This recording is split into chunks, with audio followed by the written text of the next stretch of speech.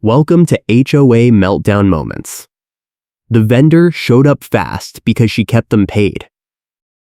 The handheld scanner beeped at my license plate, and Karen yelled that the system said unauthorized, and she loved when the system agreed with her. I am calling the vendor right now, she said, and she already had her phone out with the tow company on speed dial. I stood there on the curb by the community entrance sign with my keys in one hand and my work bag over my shoulder, watching her pace back and forth in front of my car like she was guarding a crime scene. She had her whistle around her neck on a lanyard, and she blew it twice just to make sure the neighbor watering the lawn across the street would stop and stare. The neighbor did stop, mid-spray, hose still running, and just stared at us. I work at the water treatment plant in Reston, Virginia, and my shift starts in 90 minutes, which means I do not have time for this. Nancy Howard is the records custodian for the Fairview Design Review Association, which is what our HOA calls itself, because calling it an HOA would not sound impressive enough. She is also the person who approves guest parking applications, processes decals, and decides whether your paperwork is real or not. Her gray hair is cut in a chin-length bob with a side part, and today she is wearing a blue cardigan over a white shirt and khaki pants, with a white bucket hat that she keeps adjusting every time she gets worked up. She has a phone on a gimbal clipped to her belt so she can film residents from inches away whenever she thinks she has caught someone breaking a rule. Right now that phone is pointed at my windshield. She is recording this, Nancy says, and she taps the screen to make sure the red dot is still blinking. I do not move. I do not yell. I already have something in my pocket she does not know about, so I just let her keep talking. You think this is petty, Nancy says. I think this is my purpose. She says it like she is reading from a motivational poster.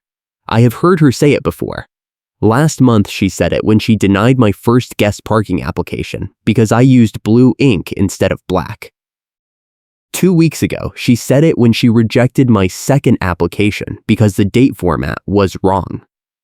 This morning, she is saying it because her handheld scanner beeped and told her my plate is not in the system, which means according to her, I am parked illegally in my own neighborhood. I submitted my third application 6 days ago, and I got an email confirmation that it was approved. I have the email on my phone. I have the approval reference number. I even have the little PDF attachment that says my vehicle is authorized for guest parking overflow from March 10th through June 10th. Nancy does not care about any of that. She cares about the scanner, and the scanner says no. The tow truck is on the way, she says, and she lowers the phone just enough so I can see her smile. They will be here in 15 minutes. You can wait with your car or you can leave. But either way, the car is going on the flatbed. I look at the bright yellow tire clamp device lying open on the pavement next to my front wheel. She brought it with her. She did not clamp my wheel yet, but she wants me to see it. She wants me to know that if I try to move the car before the tow truck arrives, she will clamp it. I ask her if she checked the vendor portal this morning. She says the vendor portal is down and has been down since yesterday. I ask her if she called the management company to confirm my application manually. She says she does not need to call anyone because the scanner does not lie. I can fine you daily until you give up and you cry, she says, and she adjusts her bucket hat again. A second neighbor walks out of a townhouse 2 doors down and stops on the sidewalk to watch. Nancy waves at him and points at my car like she is showing off evidence. The guy just shakes his head and goes back inside. This is the kind of place where everything requires a form and the form requires another form. And if you miss one checkbox, Nancy will make sure you start over from scratch. Last year, she made a family resubmit their fence application 4 times because they kept forgetting to include the manufacturer data sheet for the post caps. The year before that, she rejected someone's paint color application because the sample card was not an original Sherwin-Williams card. She keeps a binder of rejected applications in her car, and she will show it to you if you ask. She showed it to me once. She had tabs and highlighters and sticky notes with dates and violation codes. She loves this. I pull out my phone and open my email app. I scroll to the approval confirmation from 6 days ago, and I hold the screen up so she can see it. Nancy does not even look. She says email confirmations are not valid unless they come from the vendor directly, and since the vendor is the tow company and the tow company does not send confirmation emails, my email does not count. I ask her who approved my application if the vendor did not send the email. She says the management company probably sent it by mistake, and that does not make it real. I ask her who at the management company sent it. She says she is not going to stand here and play detective with me. The scanner says unauthorized, so the car is unauthorized. That is how the system works. I point out that the system is currently down. She says the scanner is not down, just the portal, and the scanner pulls from a local cache that was updated 2 days ago. I point out that my application was approved 6 days ago. She says if it was really approved, it would be in the cache. The neighbor watering the lawn finally turns off the hose and walks over. He is an older guy in a Nationals cap and a faded polo shirt, and he has lived here longer than anyone. He asks Nancy what is going on. Nancy says I am parked in a guest spot without authorization, and the vehicle is being towed. The neighbor looks at me and asks if I live here. I say yes. He asks if I applied for the parking. I say yes. He asks Nancy if she checked the application. Nancy says the system says no. The neighbor says that is not what he asked. Nancy blows her whistle again and tells him this is HOA business, and if he wants to get involved, he can file a formal complaint with the board. The neighbor says he is on the board. Nancy says he is on the design review subcommittee, not the parking enforcement subcommittee, so he does not have jurisdiction. The neighbor looks at me and shrugs and walks back to his lawn. Nancy makes a call. She does not put it on speaker, but I can hear the person on the other end say they will be there in 10 minutes. She thanks them and says she will have the vehicle documented and ready. She hangs up and pulls a clipboard out of her tote bag. The clipboard has a printed form with boxes for date, time, location, violation type, plate number, make, model, color, and a section for photos. She fills out the top half with a pen, and then she walks around my car taking pictures with her phone. She takes a picture of the plate, the windshield, the guest pass on my dashboard, the curb, the painted parking lines, and the entrance sign in the background. She takes a picture of me standing next to the car. She says that one is for her records in case I try to claim I was not present. I ask her if she is going to include the part where I showed her the approval email. She says the email is irrelevant because it is not from the vendor. I have 45 minutes before my shift starts. If the tow truck shows up and hooks my car, I will not have time to get it back before I have to clock in. And if I am late, my supervisor will write me up. I am already on a warning because I was late twice last month when Nancy decided to block the gate with cones during a surprise parking audit. She did that at 6 in the morning on a weekday, and she made everyone who drove through show their resident decal before she would move the cones. I did not have my decal because I keep it in my other car, so she made me wait in line for 20 minutes while she called the management company to verify I lived here. By the time she let me through, I was 15 minutes late. My supervisor told me if it happens again, I am getting written up, and if I get written up again, I am getting suspended. I cannot afford a suspension. I cannot afford to lose this job. The tow truck turns the corner and I see the amber lights flashing before I see the rest of it. It is a white flatbed with a wheel lift attachment and a winch cable coiled on the side. The driver is a younger guy in a gray hoodie and reflective sunglasses, and he pulls up behind my car and leaves the engine running. Nancy walks over and shows him her clipboard. He looks at the form, and then he looks at my car, and then he looks at me. He asks if this is the one. Nancy says yes. He asks if I am the owner. I say yes. He asks if I have the keys. I hold them up. He says he needs to see my registration. I open the door and pull the registration out of the glove box and hand it to him. He looks at it and hands it back. He asks Nancy if she has the authorization. Nancy says the authorization is in the system. He says he needs to see a printed authorization or he cannot tow it. Nancy says the system is down. He says then he cannot tow it. Nancy tells him she is the records custodian and she has the authority to authorize tows on behalf of the association. The driver says he needs it in writing. Nancy says the vendor contract states that verbal authorization is acceptable in emergency situations. The driver says this does not look like an emergency. Nancy says unauthorized parking is always an emergency because it creates a safety hazard. The driver looks at my car and then looks at the empty spots on either side of it and says it does not look like a hazard to him. Nancy blows her whistle. The driver flinches and takes a step back. She says if he does not tow this vehicle right now, she is going to call his supervisor and report him for refusing service. The driver says he is the supervisor. Nancy says then she is going to call the owner of the company. The driver says go ahead. Nancy makes another call. This time she does put it on speaker and I hear a man answer and say this is Jim. Nancy says, Jim, this is Nancy Howard from Fairview, and I have one of your drivers here refusing to perform a contracted tow. Jim asks which driver. Nancy looks at the guy and asks his name. He says Marcus. Jim says Marcus is the site lead, and if he says he cannot tow it, then he cannot tow it.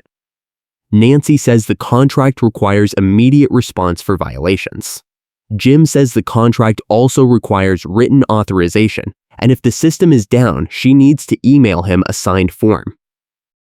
Nancy says she cannot email him a form if the system is down. Jim says then she needs to fax it or deliver it in person. Nancy says that is ridiculous. Jim says those are the terms. Nancy hangs up. She looks at me and says this is not over. She picks up the tire clamp device and opens the hinge and walks over to my front wheel. I ask her what she is doing. She says if the car cannot be towed, it can be immobilized until the paperwork is resolved. I ask her if she has authorization to clamp vehicles. She says she has authorization to enforce parking rules and clamping is enforcement. Marcus, the tow driver, says he is not going to stick around for this and he gets back in his truck. Nancy yells at him to wait. He does not wait. He drives off and the amber lights disappear around the corner. Nancy crouches down and positions the clamp around my tire. I take out my phone and start recording. She looks up at me and says recording her is harassment. I say recording a public HOA action is not harassment. She says this is private property. I say this is a common area. She says common areas are still private. I say I am a resident and I have a right to document enforcement actions. She stands up and blows her whistle again. The clamp snaps shut and she locks it with a key. She stands up and brushes off her knees and says the vehicle is now immobilized pending resolution of the parking violation. I ask her how I am supposed to resolve it if the system is down. She says I need to go to the management office and request a manual review. I ask her where the management office is. She says it is in Tyson's Corner. I ask her what the hours are. She says Monday through Thursday, 9 to 4. I look at my watch. It is Saturday. She smiles. I ask her if she is seriously telling me I have to wait until Monday. She says that is when the office is open. I ask her what I am supposed to do about work. She says that is not her problem. I ask her if she is going to pay my tow fees when this gets resolved. She says there are no tow fees because the vehicle was not towed. I point at the clamp. She says immobilization fees are separate and non-refundable. I call my supervisor and tell him I am going to be late. He asks why. I say my HOA clamped my car. He says that is not a valid excuse. I say I can send him a picture. He says he does not care about a picture. He cares about me being on time. I say I will get there as soon as I can. He says if I am more than 30 minutes late, he is writing me up. I hang up. Nancy is still standing there with her clipboard. She asks if I am done. I say I need to get to work. She says I should have thought of that before I parked illegally. I say I did not park illegally. She says the scanner says otherwise. I say the scanner is wrong. She says the scanner is never wrong. I say if the scanner is never wrong, then why does the vendor contract require written authorization? She does not answer. She just writes something on her clipboard and walks away. I stand there looking at the clamp. It is bright yellow and it has a warning sticker on the side with no readable text, but I can see the shape of an exclamation point and a phone number. I call the number. A recording says the number is no longer in service. I look up the HOA management company on my phone and find their emergency contact line.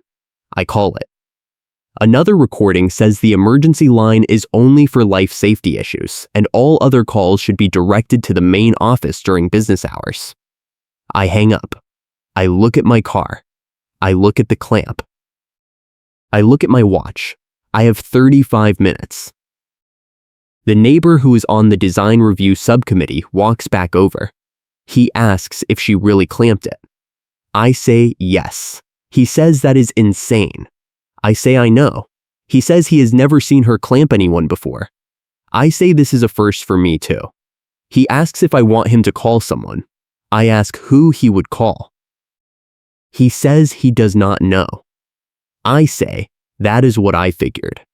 He says he is sorry. I say it is not his fault.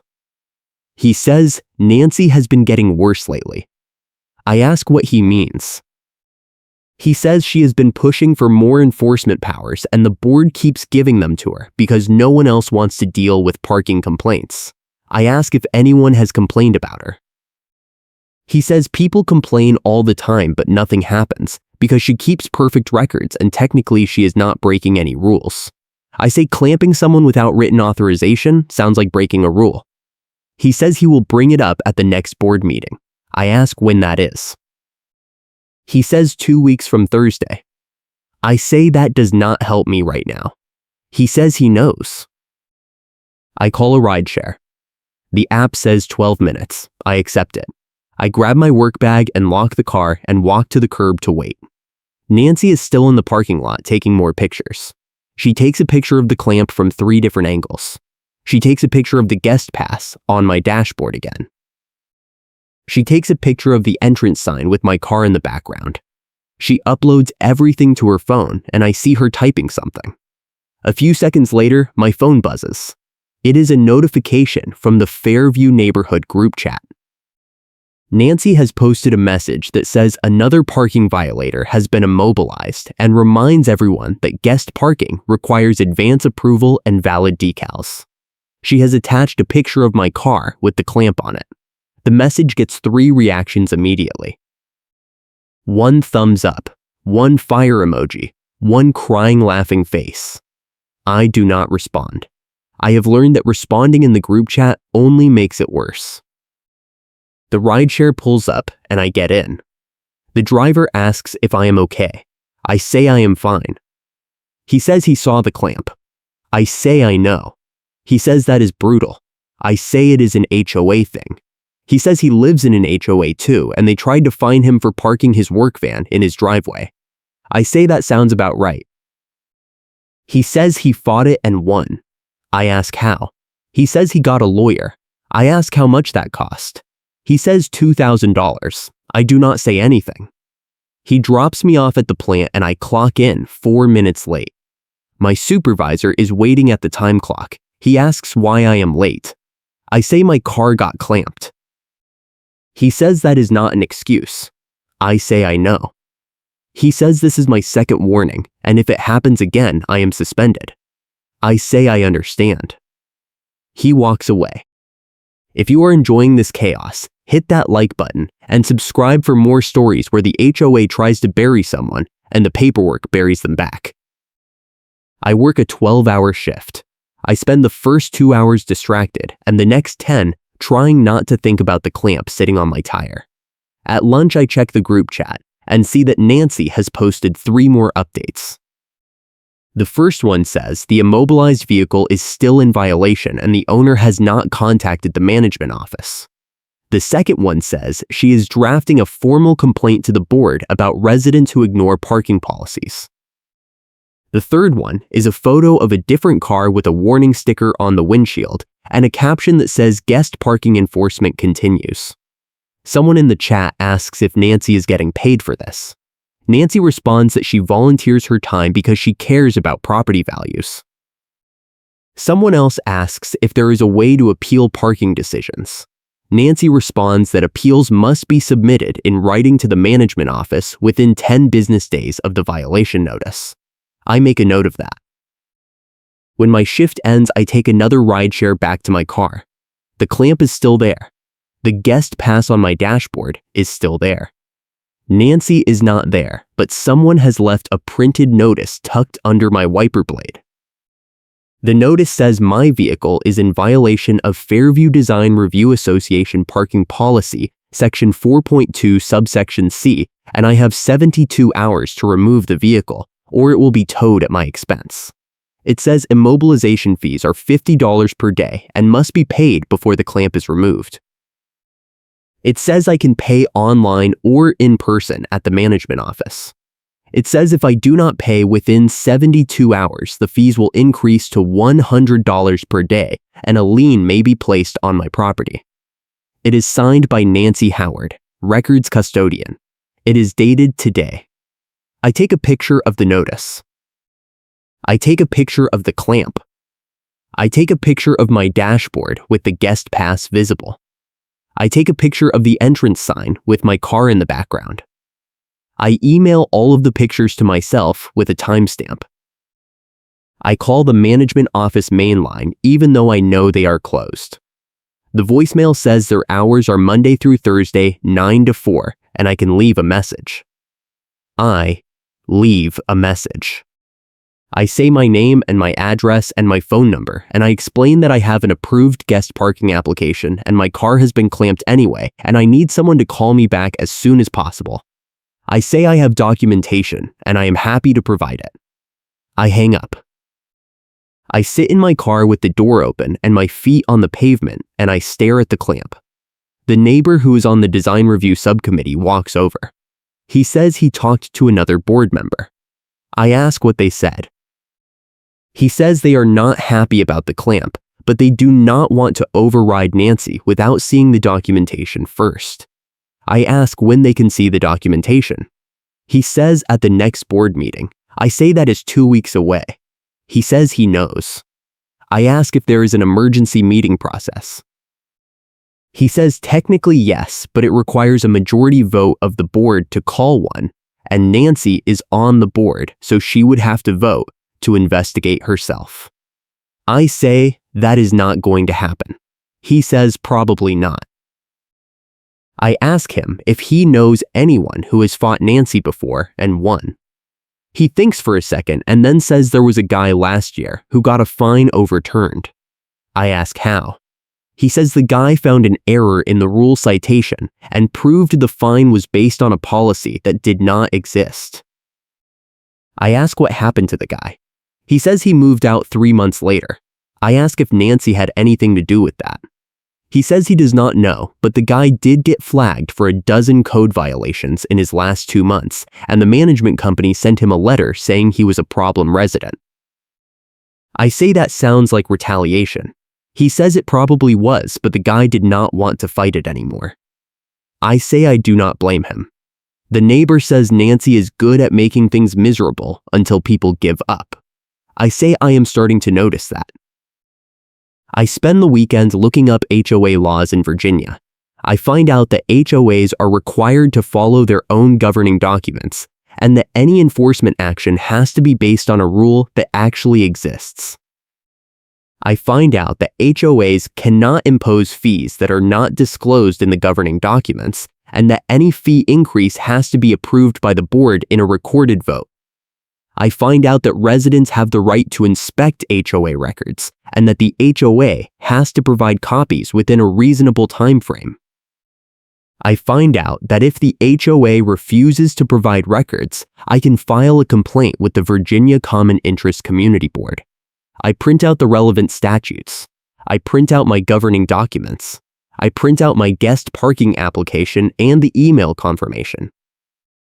I print out the violation notice Nancy left on my windshield. I print out the screenshots from the group chat. I put everything in a folder. Monday morning, I call in sick to work. My supervisor is not happy, but I tell him I have a doctor appointment and he says fine. I drive my other car to the management office in Tyson's Corner and I get there at 9:15. The office is in a strip mall between a nail salon and a tax preparer. There is a sign on the door that says Piedmont Community Management. I go inside. The lobby is small and beige with 2 chairs and a fake plant and a receptionist behind a desk. The receptionist is a woman in her 20s with dark hair pulled back in a ponytail, and she is typing on a computer. I walk up and say I need to speak to someone about a parking violation. She does not look up. She says I need to fill out a records request form. I say I already submitted a guest parking application and it was approved and my car got clamped anyway. She stops typing. She looks up. She says that sounds like a Fairview issue. I say yes. She says okay, let me get the Fairview coordinator. She gets up and walks through a door behind her desk. A minute later, a man comes out. He is in his 40s with thinning hair and wire-rimmed glasses, and he is wearing a button-down shirt with no tie. He introduces himself as Gary and says he is the community manager for Fairview. I shake his hand and say I need help resolving a parking issue. He says let us sit down. We go into a small conference room with a table and 4 chairs and a whiteboard on the wall. I sit down and pull out my folder. Gary sits across from me and folds his hands on the table. I start by showing him the email confirmation for my guest parking application. He looks at it. He asks if I can forward it to him. I say yes.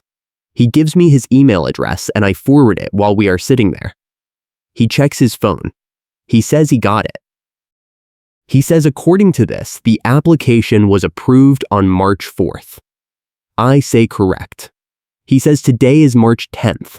I say correct. I show him the violation notice from Nancy. He reads it. He asks if this was issued on Saturday. I say yes. He asks if my car was clamped on Saturday. I say yes. He says the management portal has been down since Friday and should have been back up by Sunday. I ask if it is back up now. He says yes. He opens his laptop and logs in. He types for a minute. He frowns. He says, my application is in the system and it shows as approved. I say, that is what I thought.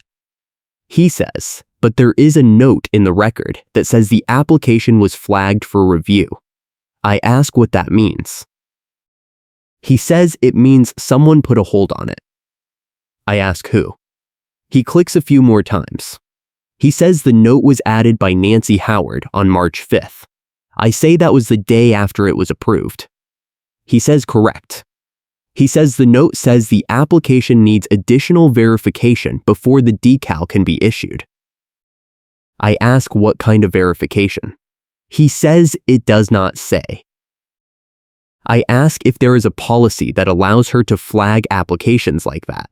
He says not that he is aware of. He says normally if there is an issue with an application, the coordinator contacts the applicant directly to resolve it. I say she never contacted me. He says that is a problem. I ask if the hold is still active. He says yes. I ask if he can remove it. He says he can, but he needs to document the reason. I say the reason is that the application was approved and there is no valid basis for a hold. He says he agrees, but he needs to cover himself. He types for another minute. He says he is removing the hold and adding a note that the applicant provided proof of approval and no deficiencies were found. I thank him. He says my decal should be active in the system now. I ask about the clamp. He says he cannot remove the clamp, but he can issue a removal authorization. I ask how long that takes. He says he can do it right now. He prints a form on HOA letterhead. It says the parking violation issued on March 8th is rescinded, and the immobilization device is to be removed immediately at no cost to the resident. It has his signature and a stamp and a date. He hands it to me. He says I need to call the vendor and give them the authorization number at the bottom. I look at the number. I ask if this is the same vendor Nancy called on Saturday. He says yes. I ask if they are going to give me trouble. He says they should not because this is an official authorization and they are contractually required to honor it. I say thank you. He says he is sorry this happened. I ask if Nancy is going to face any consequences for putting a hold on my application without cause. He says he will document the incident and include it in his report to the board. I ask what that means. He says it means the board will be made aware. I ask if that is all. He says his hands are tied because Nancy is an elected board member and he is just a contractor. I say that seems like a problem. He does not disagree. I leave the management office and sit in my car in the parking lot. I call the vendor number on the removal authorization. A woman answers and says this is Premier Towing. I say I have an authorization to remove a clamp from my vehicle. She asks for the authorization number. I read it to her. She types. She says the authorization is valid and someone will be out within 2 hours. I say I need it done sooner because I have to get to work. She says 2 hours is the standard window. I say the clamp was put on without valid authorization and I already missed work on Saturday because of it. She says she understands, but 2 hours is the best she can do. I say fine. She asks for my location. I give her my address. She says someone will call me 15 minutes before they arrive. I hang up. I drive back to my neighborhood. The clamp is still on my car. I park my other car in a visitor spot and walk over. The violation notice is still under my wiper blade. I leave it there. I sit on the curb and wait. The neighbor who is on the design review subcommittee walks by with his dog. He asks if I got it sorted out. I say mostly. I show him the removal authorization. He says that is good. I say the vendor is supposed to be here in 2 hours. He says Nancy is not going to be happy. I say I do not care. He says she is going to find another reason to come after me. I say probably. He says I should start documenting everything. I say I already am. He says good. He says he wishes more people would fight back. I ask why they do not. He says because it is exhausting and most people just want to live their lives without dealing with HOA drama. I say I get that. He says, but if no one pushes back, Nancy is just going to keep getting worse. I say that is why I am pushing back. He says good luck. I say thanks. An hour and 40 minutes later, my phone rings. It is the vendor. The guy says he is 5 minutes away. I say okay. He says he needs to see the authorization. I say I have it. He hangs up. 5 minutes later, a white pickup truck with a magnetic sign on the door pulls up. The driver is an older guy with a gray beard and a high-vis vest. He gets out and asks if I am the one who called. I say yes. He asks to see the authorization. I hand it to him. He looks at it. He takes a picture of it with his phone. He walks over to my car and crouches down next to the clamp. He pulls out a key ring with about 20 keys on it and tries 3 of them before one works. The clamp pops open. He pulls it off my tire and carries it back to his truck. He tosses it in the bed. He walks back and hands me a receipt. The receipt says clamp removed per management authorization and there is no charge. I thank him. He says no problem. He says this is the 3rd one this month. I ask if they were all from Fairview. He says 2 were. I ask if they were all Nancy. He does not answer, but he smiles a little. He gets back in his truck and drives off. I get in my car and drive to work. I am 2 hours late. My supervisor is waiting. He asks where I was. I say I had to deal with the clamp. He says I already called in sick. I say I did, but I still had to get the clamp removed. He says that does not make sense. I say I know, but that is what happened. He says I am now on a final warning, and if I am late again, I am done. I say I understand. He says he does not think I do. I say I am doing my best. He says my best is not good enough. He walks away. I clock in. I work the rest of my shift. I am too angry to focus, but I do the work anyway. When I get home that night, there is a new notice on my door. It is a records request denial. It says I submitted a request to inspect HOA financial records related to the towing vendor contract, and my request has been denied pending payment of copy fees and administrative charges. It says the total amount due is $375 and must be paid before any records are released. It says processing time is 30 business days after payment is received. It is signed by Nancy Howard, records custodian. I did not submit a records request. I take a picture of the notice. I call Gary at the management office. It goes to voicemail. I leave a message. I say someone is issuing fake records requests in my name and denying them. I say I need this documented. I hang up. I go inside and sit at my kitchen table and I pull out my laptop. I log into the HOA member portal. The portal is back up. I navigate to the documents section and I look for the towing vendor contract. It is not there. I look for the parking enforcement policy. It is there, but it is a scan of a document from 2019 and half of it is illegible. I download it anyway. I search for any mention of immobilization or clamping. There is nothing. I search for fee schedules. There is a table that lists late fees and violation fines, but there is no mention of immobilization fees. I take screenshots. I search for the section that talks about records requests. It says residents have the right to inspect records, and the HOA must provide copies within 10 business days.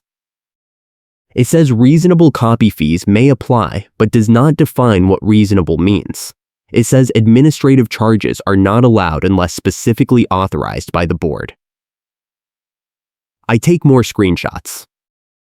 I send an email to the board. I address it to the president and I copy the entire board list from the HOA website. I attach the removal authorization from Gary, the fake records request denial from Nancy, the screenshots of the parking enforcement policy, and my original guest parking approval email. I write that I am formally requesting an investigation into Nancy Howard's conduct as records custodian.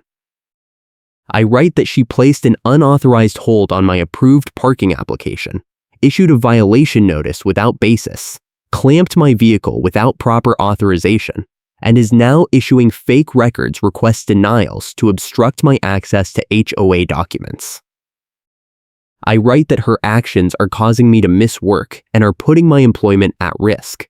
I write that I am requesting a board hearing to address this matter, and I am requesting that Nancy be removed from her role as records custodian pending the investigation. I hit send. The next morning, I get a reply from the board president. His name is Martin, and his email signature says he is a retired civil engineer.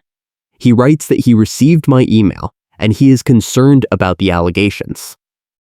He writes that the board will discuss the matter at the next regular meeting on March 21st. He writes that I am welcome to attend and speak during the open comment period. He writes that Nancy has been notified of the complaint and will have an opportunity to respond.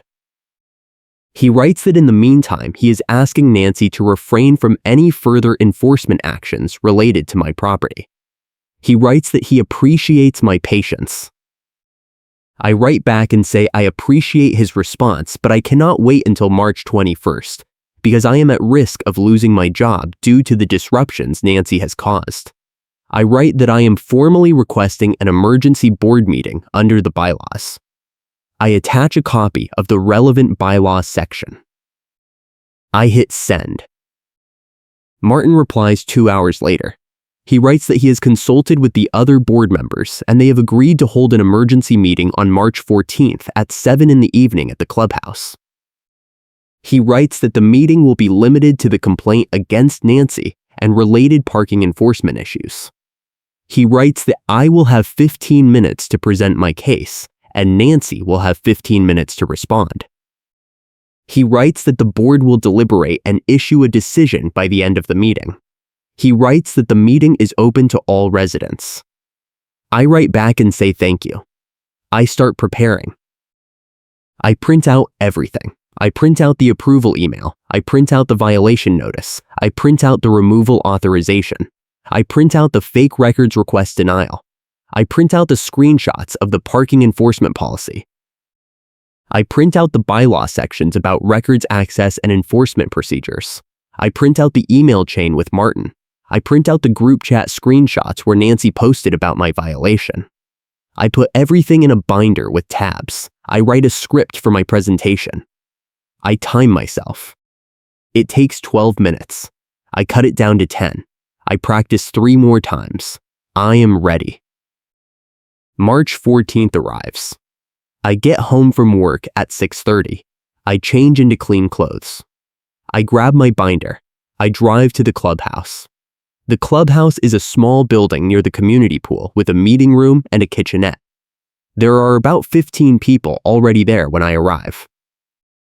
The neighbor who is on the design review subcommittee is there. A few other people I recognize from the neighborhood are there. Nancy is there. She is sitting in the front row with her clipboard and her phone on the gimbal. She is wearing the same blue cardigan and white bucket hat. She does not look at me when I walk in. The board sits at a table at the front of the room. There are 5 of them. Martin is in the middle. He is a tall man with white hair and glasses, and he is wearing a polo shirt. The other 4 board members are 2 men and 2 women I do not recognize. Martin calls the meeting to order at 7 sharp. He reads a statement about the purpose of the meeting. He says, I will present first, then Nancy. Then the board will ask questions, then they will deliberate. He asks if anyone has any objections to the process. No one speaks. He says okay, and he asks me to come forward. I walk up to the table and I open my binder. I start by summarizing the timeline. I say I submitted a guest parking application on March 4th, and it was approved the same day. I say Nancy placed a hold on the application on March 5th without notifying me. I say I parked in a guest spot on March 8th, and Nancy clamped my car and issued a violation notice. I say I went to the management office on March 11th, and Gary confirmed my application was valid and removed the hold. I say Nancy then issued a fake records request denial to obstruct my access to the vendor contract. I say her actions have caused me to be late to work multiple times, and I am now on a final warning and at risk of losing my job. I show the board the approval email. I show them the violation notice. I show them the removal authorization. I show them the fake records request denial. I show them the parking enforcement policy and point out that it does not authorize immobilization fees. I show them the bylaw section about records access and point out that Nancy violated it. I finish in 9 minutes.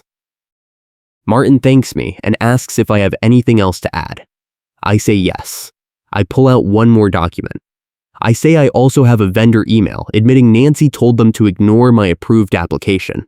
I hand copies to the neighbor first, then to Martin, then to the rest of the board. The room goes quiet. Martin reads the email. His face changes. One of the other board members asks where I got it.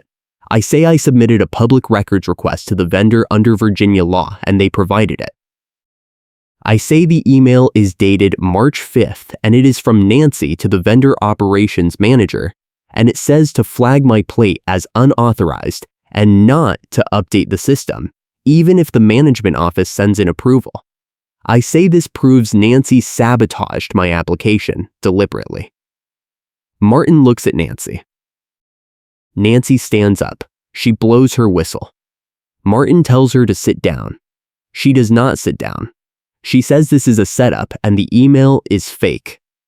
I say the vendor confirmed it is authentic and I have the original with metadata. Nancy says I am lying. Martin tells her she will have her turn to respond. Nancy sits down. She is shaking. Martin asks the board if there are any questions for me. One of the women asks if I have copies of the vendor email for everyone. I say yes. I hand out copies. Another board member asks if I have any other evidence of retaliation. I say I have the group chat post where Nancy tried to publicly shame me, and I have the retaliatory records denial. I hand those out too. Martin asks if I am requesting any specific relief. I say yes. I say I am requesting that Nancy be removed as records custodian immediately. I say I am requesting that the HOA issue a written retraction of the parking violation and confirm in writing that no fees are owed. I say I am requesting that the board adopt a clear policy prohibiting board members from interfering with approved applications. I say I am also requesting that the board review the towing vendor contract and ensure it includes proper authorization procedures. Martin writes all of this down. He thanks me and asks me to sit down. Nancy stands up. She does not wait to be called. She walks to the front and she puts her clipboard on the table. She says I am a problem resident who has been violating parking rules since I moved in. She says I have submitted multiple incomplete applications and she has been trying to work with me to get them corrected. She says the hold on my application was standard procedure for applications that require additional review. She says the clamp was authorized under the emergency enforcement provision of the parking policy. She says the records request denial was justified because I did not pay the required fees. She says the vendor email is fabricated and I am trying to smear her because I do not want to follow the rules. She says, you think this is petty, I think this is my purpose. She says if the board sides with me, they are setting a precedent that will undermine all enforcement efforts in the community. She finishes. Martin thanks her. He asks if she has any documentation to support her claims. She says yes. She opens her clipboard and pulls out a stack of papers. She hands them to Martin. He looks through them. He looks up. He says these are copies of my parking applications from last year. Nancy says correct. Martin says they are all marked approved. Nancy says yes, but they were all late. Martin asks what that has to do with the current complaint. Nancy does not answer. One of the male board members asks Nancy if she sent the email to the vendor. Nancy says no. He asks if someone else could have sent it using her name. Nancy says that is possible. He asks if she has any proof that someone else sent it. Nancy says no. He asks if she has any emails from the vendor confirming that the hold was standard procedure. Nancy says no. He asks if she has any documentation showing that I was notified about the hold. Nancy says no. He says so you placed a hold on an approved application without notifying the applicant and without any documentation. Nancy says it was an oversight. He says it sounds like more than an oversight. Another board member asks Nancy about the immobilization fee. She asks where in the parking policy it authorizes a $50 per day immobilization fee. Nancy says it is implied under the enforcement section. The board member says implied is not the same as authorized. Nancy says the board has always given her discretion to set fees. The board member says that is not accurate. She says fee schedules have to be approved by the board in a recorded vote. Nancy says this is an attack. The board member says this is a hearing. Martin asks Nancy if she has anything else to add. Nancy says yes. She says if the board removes her as records custodian, they will be caving to a bully. She says I have been harassing her for weeks and this whole thing is a vendetta because she caught me breaking the rules. She says she has dedicated countless hours to serving this community, and she does not deserve to be treated this way. She says if the board does not support her, she will resign from the board entirely. Martin says he understands her frustration, but the evidence suggests there were serious procedural errors. Nancy says the evidence is fake.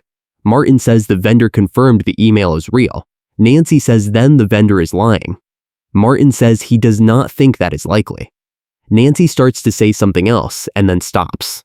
She picks up her clipboard and sits down. She is crying. The board deliberates for 20 minutes. They do it in the room with everyone watching. They pass notes and whisper, and one of them pulls up the bylaws on a laptop. Finally, Martin stands up. He says the board has reached a decision. He says based on the evidence presented, it is clear that Nancy violated multiple HOA policies, including the records access policy, the application approval process, and the prohibition on unauthorized fees. He says the board finds that Nancy acted outside her authority when she placed a hold on my application without cause, and when she issued the immobilization fee without board approval. He says the board is issuing a formal reprimand to Nancy, and she is being removed from her role as records custodian effective immediately. He says the HOA will issue a written retraction of the parking violation and confirm that no fees are owed. He says the board will adopt a new policy requiring all enforcement actions to be reviewed by the community manager before implementation. He says the board will also review the towing vendor contract and ensure that proper authorization procedures are in place. Nancy stands up.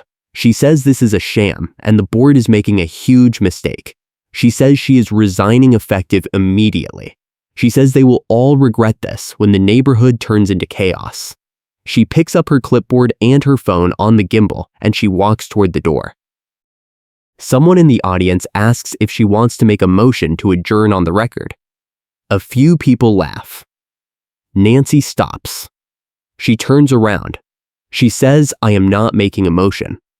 Someone else says, "Then I move to accept her resignation." Another person says, "I second." Martin says the motion is accepted and the resignation is effective immediately. Nancy leaves. The door slams. The room is silent for a second. Then, the neighbor who is on the design review subcommittee starts clapping. A few other people join in. I do not clap, I just sit there. Martin says there is one more thing. He says the board received a notification from the HOA insurance carrier this morning. He says the carrier conducted a routine audit of association activities and found that the immobilization practices and the lack of written authorization procedures present a significant liability risk. He says if the practices are not corrected, the carrier will not renew the policy. He says the board has no choice but to terminate the current towing vendor contract and issue a request for proposals for a new vendor with proper controls. He says this will take at least 60 days. He says in the meantime, all towing and immobilization actions are suspended unless approved in writing by the community manager.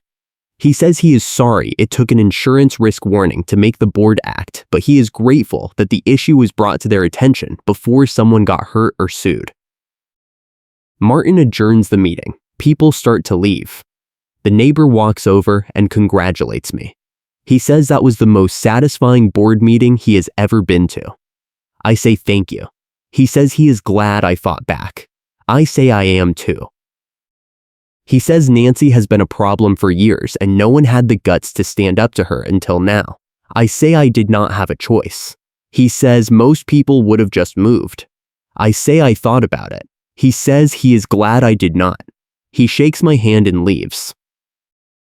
I walk out to the parking lot. My car is still there. The clamp is gone. The violation notice is gone. I get in and sit for a minute. I check my phone. There are 6 new messages in the neighborhood group chat. 4 of them are people congratulating me. One is someone asking if this means they can finally park on the street. One is someone asking who is going to be the new records custodian. I do not respond. I drive home. 2 days later, I get an email from Martin. It says the board has finalized the written retraction and it is attached. I open the attachment. It is on HOA letterhead. and it says the parking violation issued to me on March 8th was issued in error and is hereby rescinded. It says no fees are owed and no further action is required. It says the board apologizes for any inconvenience. It is signed by all 5 board members. I save it. I print it. I put it in my folder. A week later, I get a voicemail from Gary at the management office. He says the board has asked him to take over records custodian duties on an interim basis until they can appoint a replacement. He says he is going through Nancy's files and he found several other cases where she placed holds on applications without cause. He says the board is reviewing all of them and issuing retractions where appropriate. He says he wanted to thank me for bringing the issue to light. He says if I have any other concerns, I should call him directly. I save the voicemail. A month later, the board holds a special meeting to adopt the new parking enforcement policy. I attend. The policy requires all enforcement actions to be authorized in writing by the community manager before any notices are issued. It requires all fees to be approved by the board in a recorded vote and published on the HOA website. It requires all immobilization devices to be removed within 4 hours of a resident providing proof of authorization. It requires the vendor to maintain a digital log of all actions and make it available to residents on request. The policy passes unanimously. Martin says the new policy will be distributed to all residents and posted in the clubhouse. He says he hopes this will prevent future issues. I do not say anything. I just listen. Nancy does not come back. I see her once in the neighborhood about 2 months later. She is getting into her car. She does not look at me. I do not say anything to her. She drives away. Someone tells me later that she is selling her house. I do not know if that is true. I do not ask. The new records custodian is a retired teacher named Linda. She is efficient and friendly, and she processes my next guest parking application in 2 days. She sends me an email confirmation and a follow-up text to make sure I got it. She asks if I have any questions. I say no. She says great and tells me to let her know if I need anything else. I thank her. It is the easiest HOA interaction I have ever had. The board issues a formal apology to 3 other residents who were affected by Nancy's holds. One of them was the guy who moved out last year. The board sends him a check for the fines he paid. He does not cash it. Someone says he wants nothing to do with the HOA ever again. I do not blame him. My supervisor at work asks me if I got the parking situation sorted out. I say yes. He says good because he was about to fire me. I say I know. He says I am off the final warning. I say thank you. He says do not be late again. I say I will not. He walks away. I go back to work. The neighborhood group chat is quieter now. People still complain about things, but there is no one posting photos of violations every day. Someone asks if anyone misses Nancy. No one responds. Someone else posts a picture of a car parked crooked in a guest spot and asks if that is allowed now. Someone else responds that it is fine as long as the car has a valid pass. The conversation ends. I mute the chat. I do not need to see it anymore. I keep the binder on my shelf. I do not think I will need it again, but I keep it just in case. I keep the removal authorization in my glove box. I keep the written retraction in my desk drawer. I keep the vendor email in a locked file on my computer. I do not trust the HOA to stay fixed, but at least for now, things are better. I see the neighbor who is on the design review subcommittee a few weeks later. He is watering his lawn again. He waves. I wave back. He walks over. He says the board is talking about putting together a task force to review all of the HOA policies and make sure there are no other gaps like the parking enforcement issue. He says they want me to be on it. I ask why. He says because I know how to read the documents and I am not afraid to call out problems. I say I will think about it. He says that is fair. He says they meet once a month and it would probably take 6 months to finish the review. I say that sounds like a lot of work. He says it is, but it would be worth it. I say maybe. He says let him know. I say I will. I think about it for a few days. I decide to do it. I send an email to Martin and say I am willing to join the task force. He writes back and says thank you and welcome aboard. He says the first meeting is next Tuesday at 7. I mark my calendar. I show up. There are 6 of us in the room.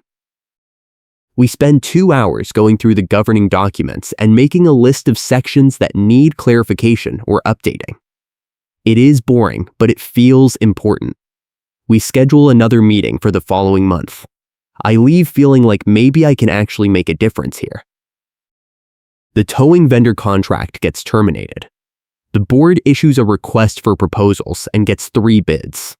They pick a new vendor that requires written authorization for every action and provides a resident portal where you can check your vehicle status in real time.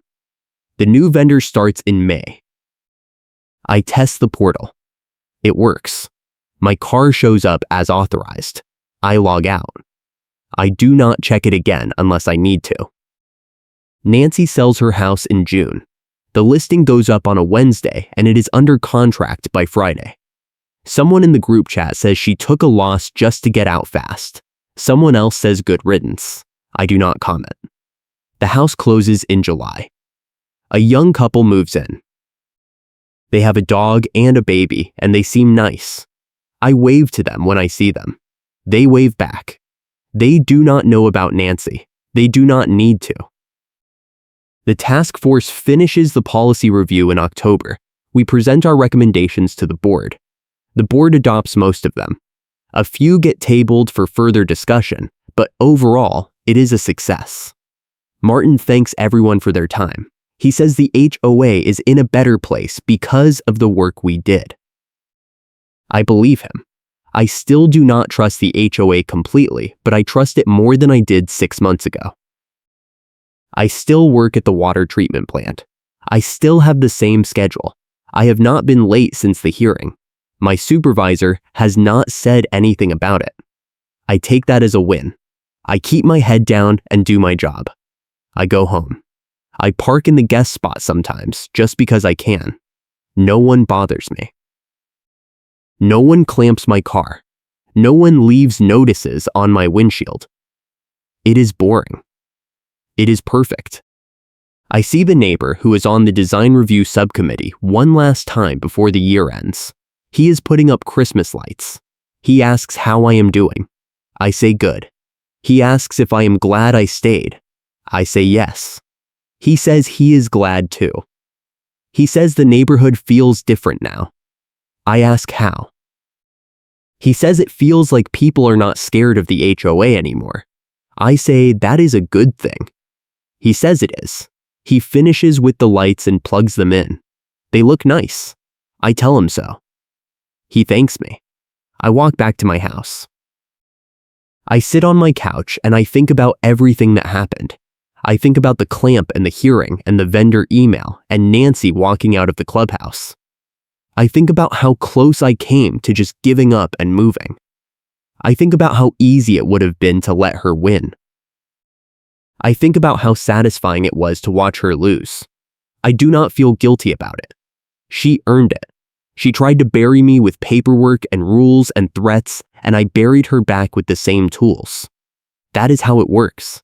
That is how it has to work. I will see you in the next story.